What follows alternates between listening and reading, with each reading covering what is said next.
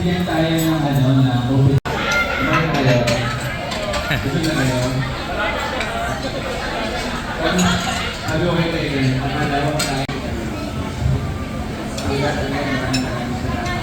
Again, my gratitude to the team was just excellent work for the team. Maraming maraming.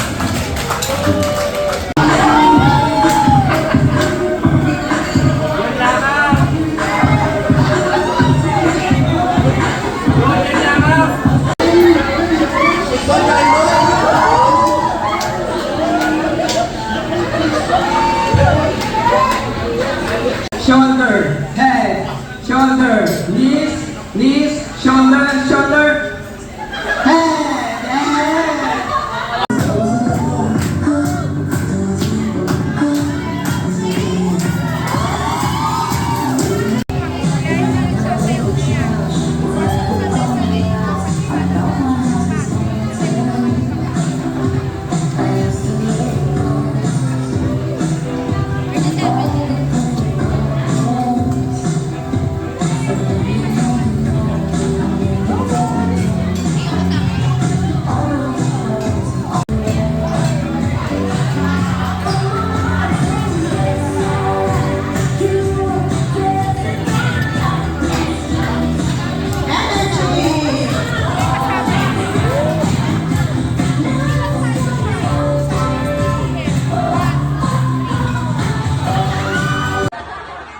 So that's the first item.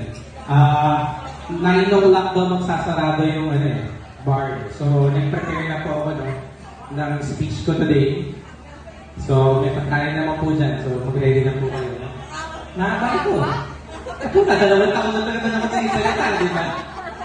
Hindi, seriously. This is just a short speech. Inayin ko nga yung sarili ko let's all thank the organizers, led by Weng, Sheila, and Riza. Saan ba si Riza? Hindi kasama. All the while, kasama si Riza sa mga organizers. Bakit ganun? Nagpa-practice po ng K-pop dance. Practice sila. Shut up. Hindi po dito.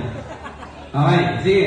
So, palakpakan naman po natin si Weng, Sheila, and the team, for organizing, Tapos nun, yung po ating mga host, ngayong gabi, si Ana, at saka si Joros.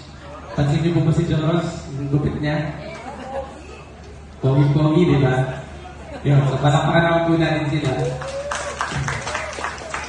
Okay, so sabi mo ng isang wise na teammate natin, sabi po niya, there's always a first time. Agree po ako doon sa sinabi niya, there's always a first time. Saan naman po may nakikita 500 po yung kumakain dito ngayon? Bawat dumadaan, tumitingin. There's always a first time talaga. Kung palakpakan naman po natin. Yung isa sinabi, there's always a first time. Yung isa naman po, sabi niya, there's always a last time. So, bahala po kayo kung kanino may paniniwala. But truth to tell, it was a fun evening. You guys have to agree. No? Naka-add po ng spice yung 500 na nanonood sa atin ngayong gabi. Okay? Ayun na po. So, palakpan. One more time, palakpan naman po natin yung mga organizers. No? Ayun na po. I just wanna say good evening and Merry Christmas to everyone.